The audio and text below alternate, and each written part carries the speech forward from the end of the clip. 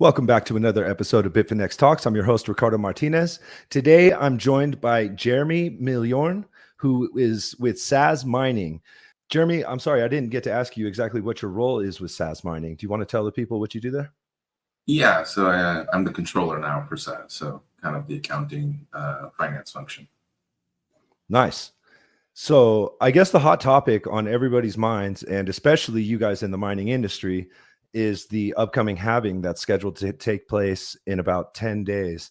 How are you guys preparing for this halving that's about to happen? So, I mean, there's not much you can do, right? The beauty of the Bitcoin network is it's going to do it whether you want to or not. You know, our last halving happened in the middle of COVID, and you ask the bankers, do you want to do this? They'd go, maybe we should wait. But, largely we're just trying to help customers feel comfortable.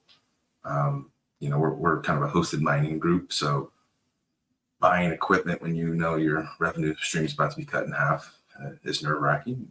The upside, mining rig prices have actually been kind of depressed by that same reason. So kind of buy the dip kind of concept on mining equipment right now. Really, it's just education. Cool.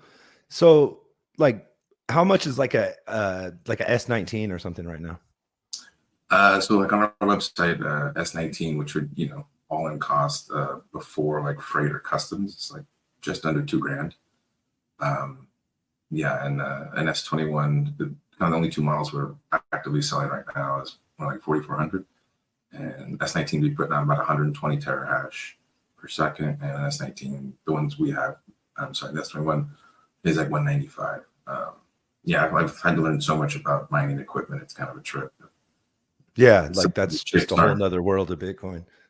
Yeah, the silicon chip stuff kind of fascinates me in a weird way. Basically, you mass produce a bunch of them, and they're all the same. And then you test them and find out, Ricardo's better at running than Jeremy is. So we're going to put him in the fast runner bucket, and then we're going to use a bunch of Ricardos to make a machine. And we go, this machine's the same model, but it's faster, it's more efficient, and it just takes you a minute to be like, wait, what? But yeah, it's pretty cool, man. Mining's actually pretty darn fascinating, and it's its own infinitely deep rabbit hole, which is kind of cool too. SAS Mining, as I understand it, they're based in Paraguay. Yeah, so I mean, technically we're a U.S. company. The first megawatt we ever did was in Wisconsin, just kind of more of a proof of concept. And then now we're about to sell out 5 megawatts down in Paraguay.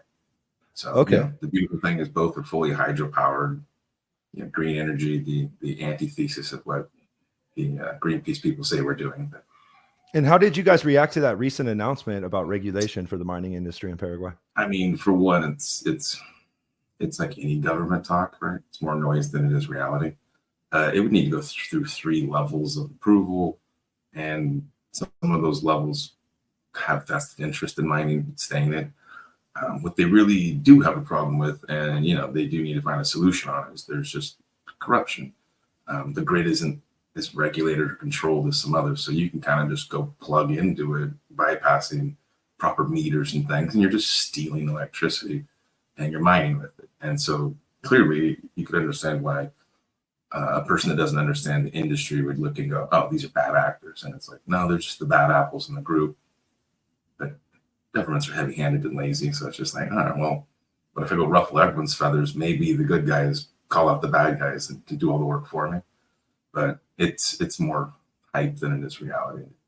He did something like this a few years ago, and it just died. Okay.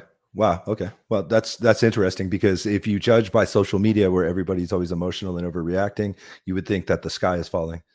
Yeah. Well, I thought that was supposed to happen with the eclipse yesterday. It's just these people, being the group that are supposed to be the logical ones, they still react like little kids sometimes. It's humans, man. They get it. They FOMO in, they panic sell. You just gotta laugh at it. I know Paraguay has all this renewable energy, like you're saying, and from what I understand is that the energy there is a lot cheaper than in other places. With the reduced mining reward, are you guys are you still going to be able to stay sustainable, I guess? Oh yeah. So block subsidies to drop to 3.125, right? Transaction fees were actually quite high in January, and those have trimmed back down. So on a personal level, good time to consolidate UTXOs or move your stuff around. But yeah, I mean, to host with us an S19, if it used all the power it could, so perfect uptime, it's $95. And right now, I'd have to actually glance at that website, but I had it up. And when you say $95, is that like what? Like for how long? Per rig. Monthly? Monthly per rig, yeah. Oh, okay. So these things, an S19 is using about 2.7 kilowatt hours per hour. And then you can multiply that by 730 to be lazy. That's about an average month. And then our hosting cost there is only 4.7 cents per kilowatt hour. So you're spending around in there, $95. But right now, at these Bitcoin prices and this block reward, that's $300 of income. So you're still going to have a spread in your favor. And the thing that people forget, even if you were only getting $95 of Bitcoin for your $95, you're getting KYC free Bitcoin if you choose to structure it that way. Virgin Bitcoin, all the things that are unique. And one day maybe exchanges get, either regulated or they just run out of Bitcoin to sell. And then what do you do, right? And so that's kind of the cool part to like diversify your DCA. One of the ways is maybe I just pay for some mining operations. I don't have to worry about the repairs or being a mining expert. We kind of outsource that to us. Okay. And would you say that like SAS's business model is like mostly consumer facing like that? Or do you also have like corporate clients that buy like 1,000 rigs or whatever? Not at this time. We have a few larger scale clients, but they're still kind of individuals. Now they've spun up their own little company. Maybe it's a few guys, but I think, actually one of our biggest customers is only maybe 250 rigs. So you could think that a megawatt is about 1,500 rigs. So, not that much power, but if you took that 250 times, $100, right? It's a large bill to be putting down every month, and you're bringing in a lot of Bitcoin. Yeah. Wow, that's awesome. So, like, how many in like your facility in Paraguay? How many machines did you say you can host? So it would depend on exactly the model, but if we use lazy math, and I actually probably just told you the wrong number, 300 times 3,000, which an S21 is going to be like 3,500 watts, and a S19 is like 2,760. But let's call it 3,000 for that. So 330 would push you right at a megawatt. So 5 could get to 1,500, maybe 1,800, depending on that. So I just misspoke, but that was the whole facility, not just 1 megawatt. Okay. Yeah, 300 will take up almost a megawatt. Okay. So like, I guess the limiting factor is the access to the energy, not like the space to host the miners. Well, I mean, you're going to have a good, clean operation, right? So you need somewhere that's secure enough that you're not worried. It's got the staff to do on-site repairs, be efficient, have some warranty place that's nearby for when you get something come in. A thing that's weird to me that you would think couldn't exist, but you'll get some DOA. So something first arrives and it just never boots, and you got to send it off to warranty fix. That's been a bit of a challenge for us to overcome, because genuinely, you buy a miner from us and we buy it for you. Well, if your miner shows up DOA, you're like, well, that's not my fault, right? And we're like, shit.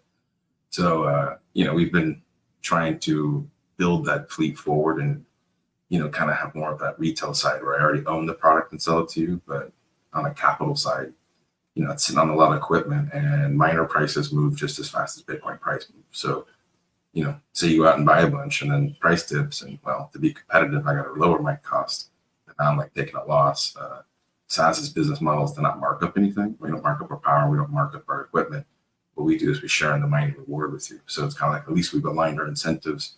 Some, other people in the past kind of had a different approach and soured some clients because they were making money, but the customer wasn't. And so you're kind of like, dude, what the heck, right? This is BS. Whereas if you're not hashing, neither of us, right, making money. So it's really, imperative to us to get you back up and hashing, whether that's repairs or whatever the issue might be.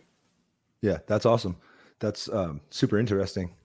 And Yeah, so like, you guys, I know you're using Bitmain, and Bitmain's like the most popular, most known, like most powerful, most efficient miners. But like, have you guys ever like bought like what miners or like some of these other miners that are out there? Yeah. We've had What's Miner. We've had really that's the two, Bitmain and What's Miner. But Bitmain's been a little bit better, just performance-wise, mainly on the reliability end. That's not to say what's miners aren't good. Just from our experiences, had a few people that, hey, I want to resell my What's Miner and get a couple new Bitmains. I don't know enough to tell you why, right? I'm not the accounting weenie. I'm not the mining operations guy. But we did, for a minute, have listed What's Miners for about a month. Never sold one. And so we kind of swapped over to S21, which was like its competitor at that, higher end version. And they moved quicker. So you're just like, I'm just reacting to the market here. And people like them. I like people buying them. We need that, right? Because all we're trying to do is just fill the facility. Because again, we share your miner reward. The more miners we got plugged in, sooner we're getting paid, and that's the good news, right? So amazing. So is like, I remember back in the day, like in, I don't know, like 2018 or whatever, last halving, that there was like a waiting list to buy mining rigs, and that it was very, very hard to like procure mining machines. So like, is that still a situation that you're dealing with? So not yet. It's back to that. People are worried about the halving, so they're waiting. Yeah, what I heard during the last bull run, kind of in 2021 era, some of these rigs that I just quoted it, call it $2,000 and 4,500, were like 10 to 15K, and you're just yeah, they were like 10K when they were new, like the S17s were. And yeah, working through kind of trying to understand that paradigm and try to summarize that to a non-person that's in this. Effectively, the suppliers are, for lack of a better term, targeting a payback period. So they're like, hey, this thing will pay for itself in 12 months. If Bitcoin price is high, I can charge you more. And effectively, they're just kind of like, sucking in all of that value on the front end. And then you got a lot of people that kind of bought the top, and their machines probably didn't ROI for years, if they even kept them. Some people probably just, capitulated and said, screw it all, sell it all off and move on. So really, in my opinion, after doing this for just 5 months, this is the time to be buying equipment. Get plugged in before the halving. And if things repeat, right, no one predicts the future very well. But if the cycles continue, one of the things you could look at if you're trying to measure from a fiat value, or really even a SATS one, is hash value or hash price. And that's effectively, how much am I getting paid per terahash? And that number right now, probably close to like 11 cents per terahash. I think the last time it peaked around 41, 42. So one of these machines would be making you a few grand a month. And again, in a fiat measure, it's going to make the same amount of Satoshis. Do you expect the equipment cost to like keep falling after the halving here? Or do you expect it to rebound and start climbing again? It feels like it's got to be at the bottom. I couldn't see how they could go much lower, because these prices are actually really good when you kind of just run some base numbers. Kind of looking at an S21 on the website, at this, it's making $480 in dollars, and it's costing $120 a month. So you cut that in half, you're still doubling your return, which isn't really pretty bad. And that thing would ROI in 12 months post halving, so maybe you can say it's 24. But if we get a price for it, that number just crushes and collapses quickly. Yeah, and I know like the past isn't indicative of future results, but judging from the past halvings, we could probably expect the price to rise a little bit. Yeah, especially with these ETFs eating up so much demand, and just all the slowly awakening of the average person to, hey, maybe this Bitcoin thing is something.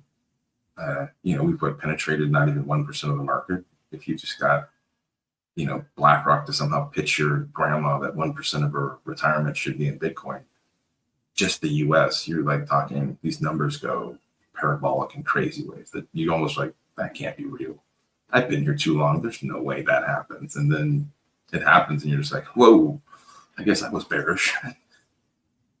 So I want to take it back to Paraguay.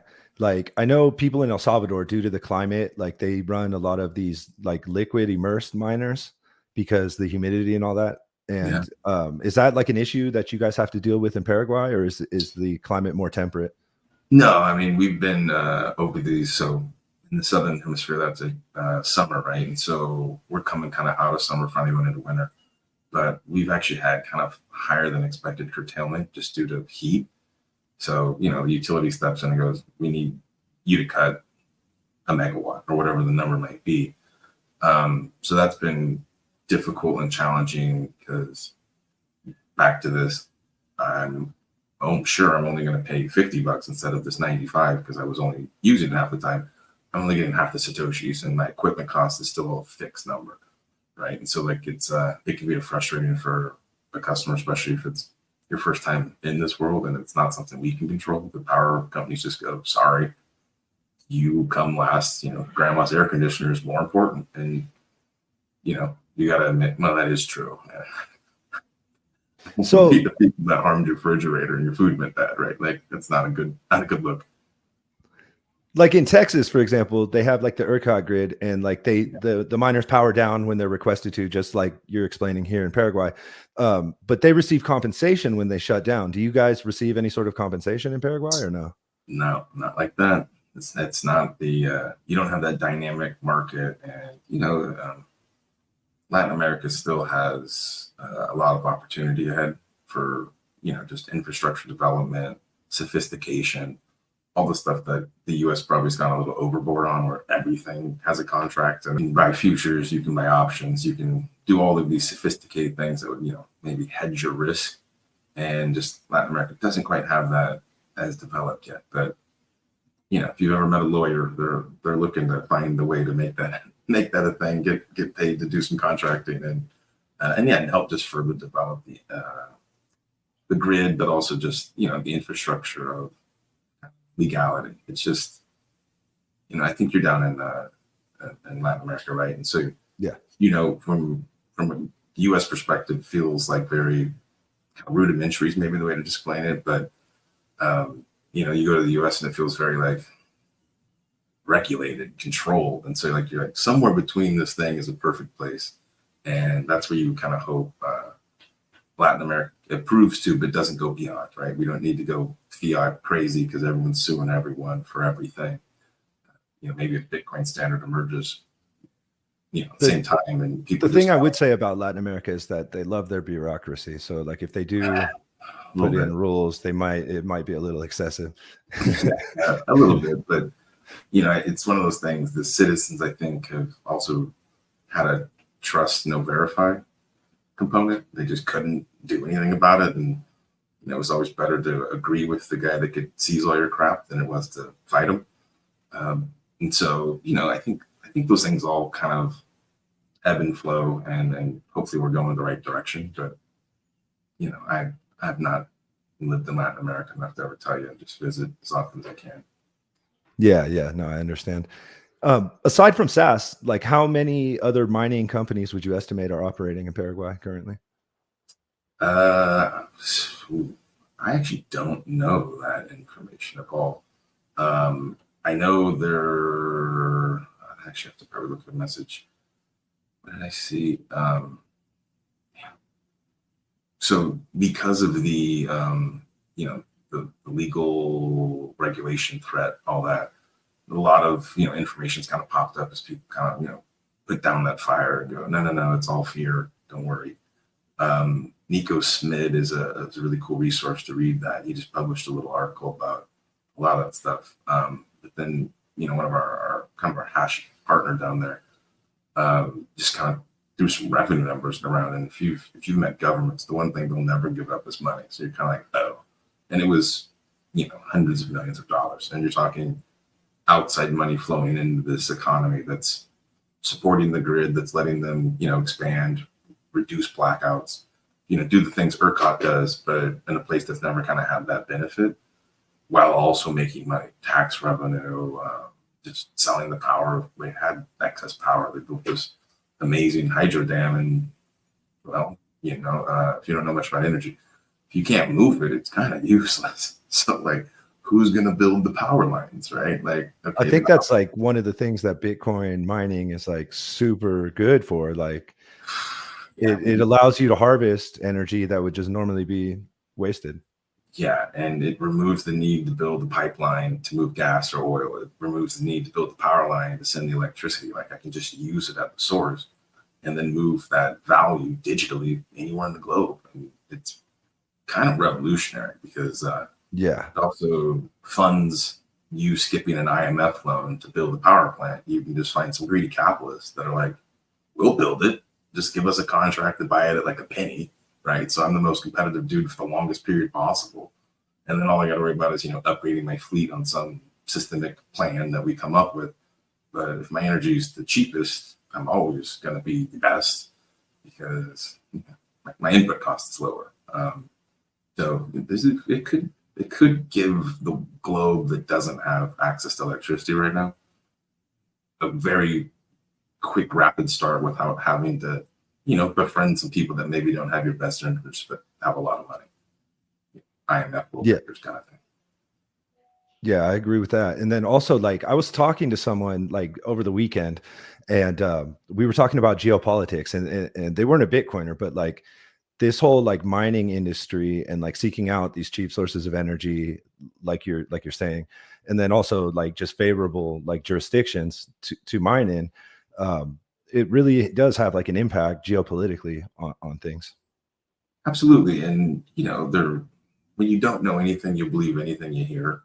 And then, you finally go, maybe I should learn something about this. You actually ask some questions. And obviously, there's not necessarily lobby groups, but a lot of educational people that are trying to help, whether that's a US senator, to understand that, like, actually, this is good for the grid. This is actually green energy when it's efficient is the cheap energy. So that's what the Bitcoin miners want. They're not interested in what's convenient. They're interested in what's cheap because I have two inputs, computer equipment and energy. And if I can get cheaper of either of those, well, I can't get cheaper computer equipment, maybe buy at volume, sure, get a discount. But there's only, so many suppliers, as we kind of talked about. It's the variable cost of the energy that can suddenly make me be able to not shut off when we go through a bear market, right? Where some people, if you're really dollars in, dollar out kind of thing, like a true fiat company that's mining, you're not going to lose money. You just stop doing the work, which is, what sometimes we see a hash rate dip post halving because you have equipment that's like, oh, an S9 that used to still be profitable.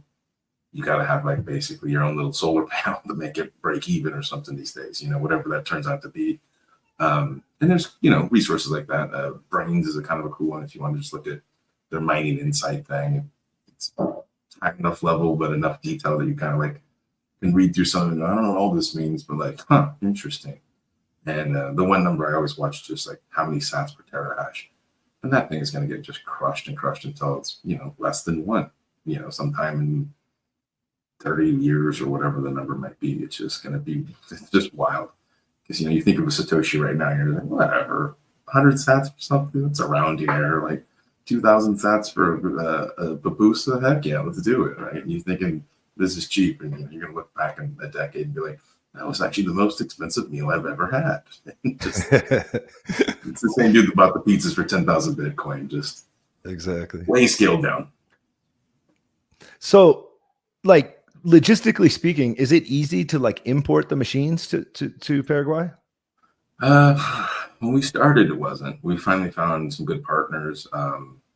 So yeah, we have now, we've kind of abandoned any sea freight. It was just so slow.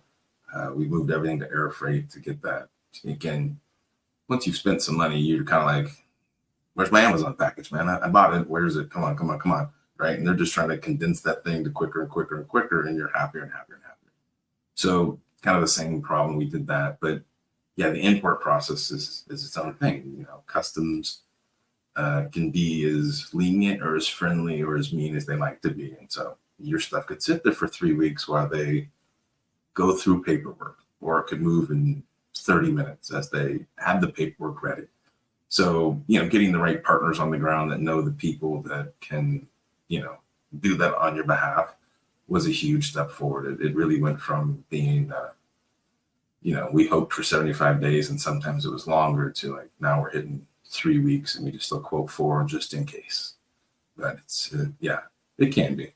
And outside of the Paraguay thing, I've been in El Salvador for the last month, and I was the halving party. They had to talk about it. And one thing that stood out to me is they've got zero import costs, 0% for this type of equipment. And so you're going, what if we can find some power here? That part's been difficult. Is the power competitive in El Salvador? Like, is it cheap enough? Not at the moment. Not at the Yeah. moment. That's the thing. But this volcano, I don't know what they call it. I don't know. But the volcano energy source, right? A geothermal source. Guess what? It's a one-time cost, right? I drill down, put a water down, up comes steam. It spins a turbine. Woo, free power. So when they, finally build that, but again, need capital, need the time, need the labor, then it very well could become whatever, a mining capital, just like Texas has done so well because they have such an oil-rich country and so much gas wells, and then they put in money to solar and all that stuff, either to appease people or because it was really a good idea. We could probably argue about that, but it'll come. It's just you can't build a power plant overnight, even if you. Yeah, I actually interviewed Max Kaiser. Like, he was like my first interview for 2024 with him and Stacy, and they had just launched Volcano Energy. Yeah. Which is the company, but he was saying that right now, like, they're still building the geothermal facilities, and that it's probably going to take like a couple of years, and that right now they're mainly just operating off like solar and like wind and like other renewable energy that's available. Right. With SAS Mining, like, I know you guys have your operation in Paraguay, but are you guys operating anywhere else? Like, are you operating anywhere in the US or anywhere like that? Wisconsin, we have like a 1 megawatt site that's been basically filled from the start. And okay. Wisconsin. Yeah.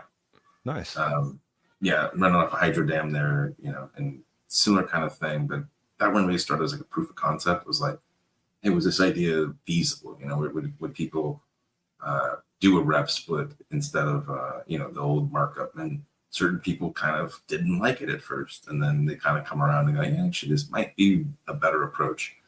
And we are kind of approaching filling up Paraguay. So we're kind of in the process right now of looking at, the next locations and things like that. And, there's just interesting things all around the globe. Something we were talking about today is potentially in Norway. So weird thing they do in Norway, right? So it's already cool, but they actually do immersion mining, and then they use the heat to actually heat people's homes and stuff. So they recapture the heat that the mining equipment makes and then use it, that favorably instead of using more energy to create heat because it's cold. They're kind of like using this. And so it's kind of like that some dude in New York, I think, that like has a spa or something that heat the stuff with miners. So like there's just a lot of interesting ideas that emerge over time that you're like, huh. Like, a lot of home miners use S9s because they're cheap and you can pick them up like super cheap. Yeah, and they like heat their like water heaters and stuff with them. Yeah. I mean, in energy, it can't be lost, right? It can only be turned into heat, noise. You hear electrical lines. Actually, I think it was Sailor that mentioned it, but I think it's like every 20 miles you lose 3%. And you're like, where is it? And that's a zzz you hear. Like, that's the inefficiency in the power cables. But since you can't get rid of energy, that's also where miners step in, is that, I got to build the grid to support peak demand, but my solar panels don't know to not collect the sun, right? They don't care.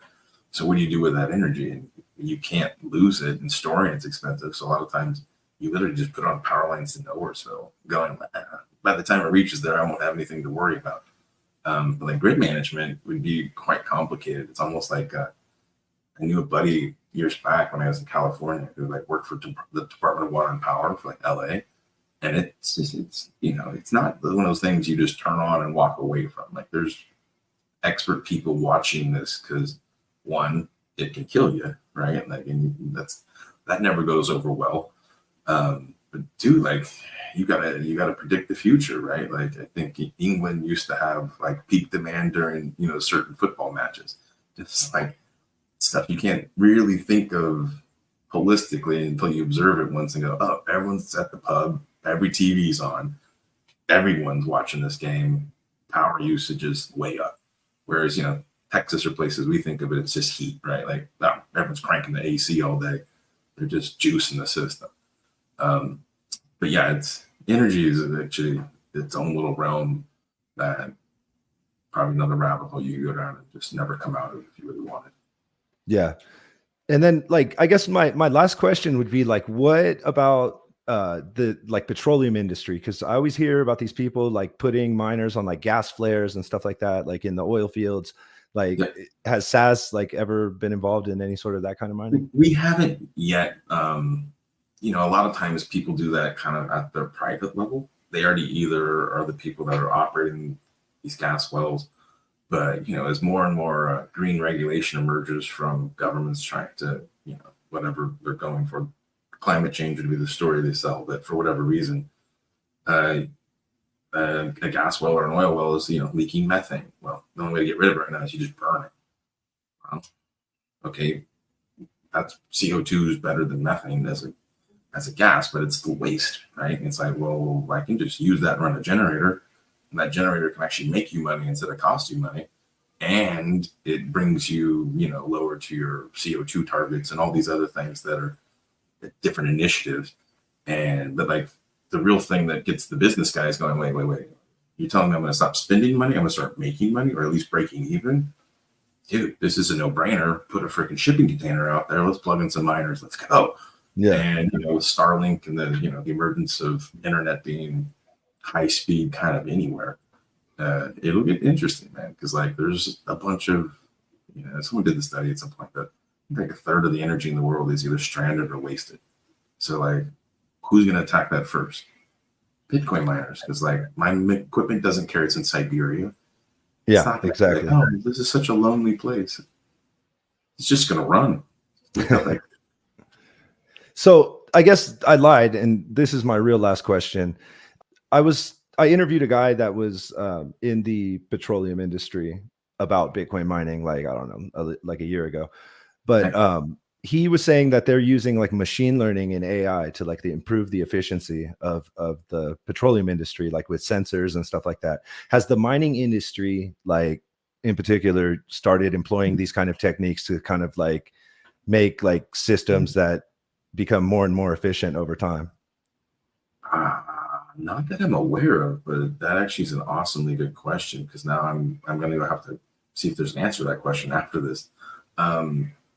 AI is definitely one of those things that can make anything more efficient, right? From, you know, a doctor or an accountant. I was just actually had a call on some AI stuff for accounting things, and I was like, just dude, if I didn't have to do this work, you're telling me this thing would do it, and it would do it more accurately, and and then it would produce a report where I could just check and go, oh, did it right. Like I was, you know, pretty stoked about it, but I've not actually considered that yet. So maybe it's, you know, probably the right answer. I imagine if you're smart enough to ask it, some dude's smart enough to be building it. So probably, maybe not just yet, right? But yeah, if you had AI that, you know, was taking real-time data and decided to overclock or underclock your machines for efficiency based on price, yeah, who wouldn't install that software or that firmware, whatever it might be? So kind of a cool idea. I don't know an answer to, but now I'm super curious. So thanks for that. Yeah, no, I'm curious too. If you find something out, Yeah, I'll definitely relay it. Well, Jeremy, thank you so much, man, for coming on the show. It's been a pleasure to interview you about SAS mining. And thank you, man. Is there like any information you want to give to the audience, like SAS's website, or like how information about how they can rent a miner or whatever? We're SAS Mining, so SAZ, and then we're mining.com. You can check out our website. You can buy equipment there. You can look at the hosting. You can read a little bit about the various facilities and just, you know, the background of it all. And, you know, if you've got questions, you can reach out to me. I'm Jeremy Hoddle on most socials, and or jeremy.m at SazMining for a work email. And yeah, it's a fun industry, man. It's something you should at least dabble in, if not go full face in pool. Yeah, I agree. That's awesome, man. Like I kind of want to rent a miner from you guys now. No, you don't rent it. It's yours. You own it. So it's way cooler. Okay. Well, even better. Your property, man. It's not ours, right? We're just making that. We're just giving you a good power deal by putting it in a favorable location, basically. Nice. Well, thanks again, man. It's been a pleasure. Yeah, thank you, man. Good to talk to you.